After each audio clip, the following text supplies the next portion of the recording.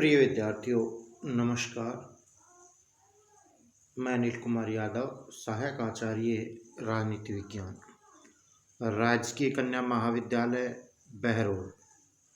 विद्यार्थियों, आज के इस YouTube चैनल वीडियो में आपका हार्दिक स्वागत और अभिनंदन।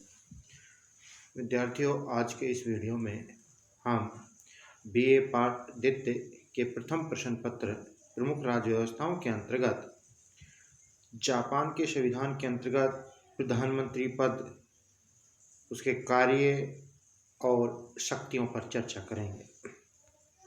सबसे पहले बात करें जापान के प्रधानमंत्री की, तो विद्यार्थियों, जापान के संविधान के अनुच्छेद 66 में प्रधानमंत्री पद की व्यवस्था की गई है। इस प्रकार जापान में प्रधानमंत्री पद संविधान की रचना है। ब्रिटेन की भांति यह विकास का परिणाम नहीं है, अर्थात संविधान में ही प्रधानमंत्री पद की व्यवस्था जापान में विद्यार्थियों की गई है। अब बात करते हैं विद्यार्थियों प्रधानमंत्री की नियुक्ति के बारे में। तो संविधान के अनुच्छेद 6 और 67 में प्रधानमंत्री की नियुक्ति से संबंधित व्यवस्थाएं की गई है। अनुच्छेद 6 के अनुसार सम्राट डाइट द्वारा मनोनीत व्यक्ति को ही प्रधानमंत्री नियुक्त करेगा। अनुच्छेद 67 के अनुसार डाइट के प्रस्ताव द्वारा डाइट के सदस्यों में से प्रधानमंत्री का मनोनयन किया जाएगा। यह मनोनयन अन्य सभी कार्यों से पहले होगा। विद्यार्थियों, प्रधानमंत्री की नियुक्ति सामान्यतः डाइट के दोनों सदनों के बहुमत समर्थन के आधार पर होती है, लेकिन यदि दोनों सदन किसी एक व्यक्ति के नाम पर सहमत नहीं है और दोनों सदनों की संयुक्त समिति भी उनमें समझौता कराने में सफल नहीं होती है, तो प्रतिनिधि सदन के मनोनयन को ही डाइट का मनोनयन मान लिया जाता है।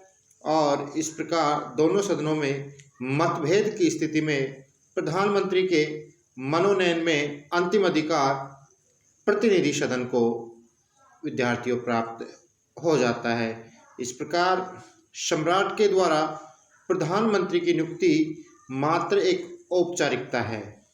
सम्राट उसी व्यक्ति को प्रधानमंत्री नियुक्त कर सकता है जिनका डाइट ने मनोनयन किया है। संविधान के अनुसार प्रधानमंत्री के डाइट के निम्न सदन अर्थात प्रतिनिधि सदन का सदस्य होना भी विद्यार्थियों आवश्यक नहीं है। वह प्रतिनिधि सदन या सभा सदन दोनों में से किसी भी सदन का सदस्य हो सकता है। तो इस प्रकार विद्यार्थी यहाँ पर हमने प्रधानमंत्री की नियुक्ति की प्रक्रिया के बारे में बताया। अब बात करते हैं विद्यार्थियों प्रधानमंत्री की शक्तियाँ अर्थात उसके कार्य और अधिकार। तो विद्यार्थियों संविधान के अध्याय 4 के अनुच्छेद 65 से अनुच्छेद 75 में मंत्रिमंडल की रचना एवं उसके कार्यों का उल्लेख किया गया है। इन्हीं अनुच्छेदों में प्रधानमंत्री के कार्यों एवं शक्तियों का भी उल्लेख है। संविधान प्रधानमंत्री को असाधारण शक्तियों से विभूषित करता है। अब बात करें प्रधानमंत्री की शक्तियों पर, तो प्रधानमंत्री मंत्रिमंडल का प्रधान अर्थात मंत्रिमंडल के निर्माण, जीवन और अंत में केंद्रीय स्थिति रखता है। संवैधानिक उपबंधों के आधार पर कैबिनेट में प्रधानमंत्री को सर्वोच्चता की स्थिति विद्यार्थियों प्रदान की गई है और व्यवहार में भी उसे अपने सहयोगियों में सर्वोच्चता प्राप्त है। अनुच्छेद 69 में प्रधानमंत्री को कैबिनेट का प्रमुख बतलाया गया है और अनुच्छेद 68 में स्पष्ट कहा गया है कि उसे अन्य मंत्रियों को नियुक्त और पदच्युत करने की शक्ति प्राप्त होगी। उसकी इस शक्ति पर संविधान केवल यह प्रतिबंध लगाता है कि अधिकांशतः मंत्रियों का चयन डाइट के सदस्यों में से किया जा सकता है। इस प्रकार संवैधानिक दृष्टि से मंत्रियों के चयन में प्रधानमंत्री को निरपेक्ष शक्ति प्राप्त है। यद्यपि व्यवहार में वह इस संबंध में दल के प्रमुख एवं वरिष्ठ सदस्यों को असंतुष्ट नहीं कर सकता। प्रधानमंत्री मंत्रिमंडल को उतना व्यापक बनाने का प्रयास करता है जितना कि वह बन सकता है। तो इस प्रकार विद्यार्थियों, एक बार मंत्रिमंडल का निर्माण कर लेने के बाद भी प्रधानमंत्री अपने विवेक के अनुसार मंत्रिमंडल में और मंत्रिमंडल के सदस्यों के विभागों में परिवर्तन करने के लिए स्वतंत्र है। अब बात करते हैं विद्यार्थियों मंत्रिमंडल का कार्य संचालन। विद्यार्थियों, प्रधानमंत्री मंत्रिमंडल का अध्यक्ष होता है और वह मंत्रिमंडल के समस्त कार्य संचालन का नेतृत्व करता है। वह मंत्रिमंडल की बैठकों का सभापतित्व करता है तथा मंत्रिमंडल की बैठकों की कार्यसूची भी तैयार करता है। इस स्थिति में सामान्यतः प्रधानमंत्री का मत प्रभावपूर्ण ही नहीं होता, वह निर्णायक भी होता है। यद्यपि कैबिनेट के सभी सदस्यों के विचारों का महत्व है, किंतु अंतिम रूप में प्रधानमंत्री का निर्णय ही विद्यार्थियों मान्य होता है। ब्रिटेन और भारत के समान ही जापान में भी मंत्रिमंडल का अस्तित्व प्रधानमंत्री की इच्छा पर विद्यार्थियों निर्भर करता है। लास्की ने अपने शब्दों में इसको व्यक्त करते हुए कहा कि प्रधानमंत्री जापान के प्रधानमंत्री पर भी लागू होता है कि प्रधानमंत्री मंत्रिमंडल का केंद्र बिंदु है। वह उसके निर्माण, उसके जीवन और उसके अंत में केंद्रीय स्थिति रखता है। अन्य मंत्रियों की तुलना में प्रधानमंत्री की स्थिति निश्चित रूप से बहुत अधिक उच्चतर है। वह तो वास्तव में सूर्य है जिसके चारों ओर नक्षत्र घूमते हैं।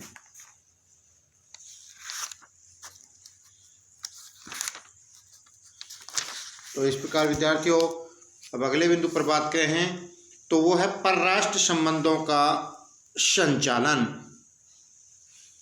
तो विद्यार्थियों, प्रधानमंत्री का एक महत्वपूर्ण अधिकार और कार्य परराष्ट्र संबंधों का संचालन है।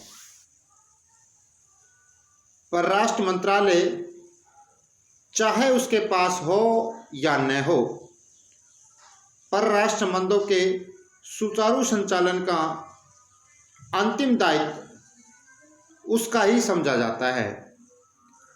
दूसरे देशों के साथ किए जाने वाले महत्वपूर्ण समझौतों पर जापान की ओर से परराष्ट्र मंत्री के द्वारा नहीं, वरन प्रधानमंत्री के द्वारा ही हस्ताक्षर विद्यार्थियों किए जाते हैं।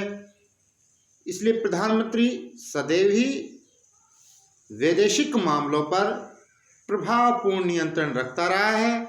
20वीं सदी के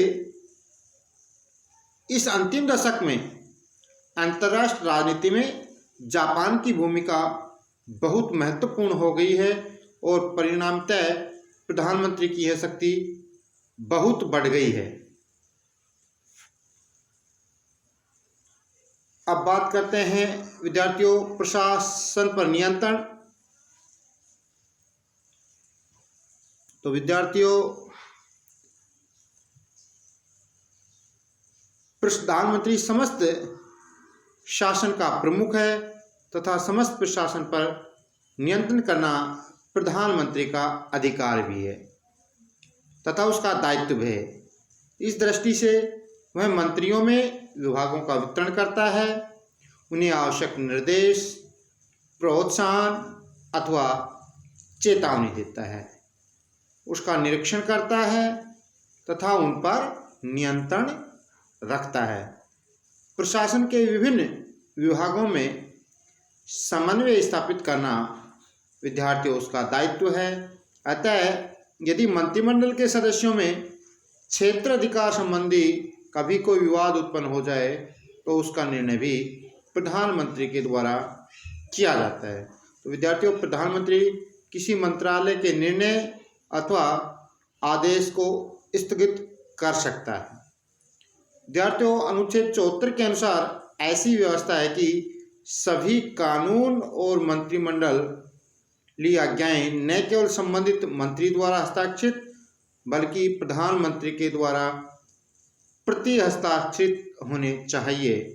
तो इस तरह हम बात करें विद्यार्थियों, तो प्रधानमंत्री के कार्यों के अंतर्गत अनेक कार्य हमने बताए, जैसे मंत्रिमंडल का प्रधान होता है, मंत्रिमंडल का कार्य संचालन करता है, परराष्ट्र संबंधों का संचालन करता है और प्रशासन पर नियंत्रण करता है। प्रधानमंत्री के शेष कार्यों पर चर्चा विद्यार्थियों कल के वीडियो में करेंगे। धन्यवाद।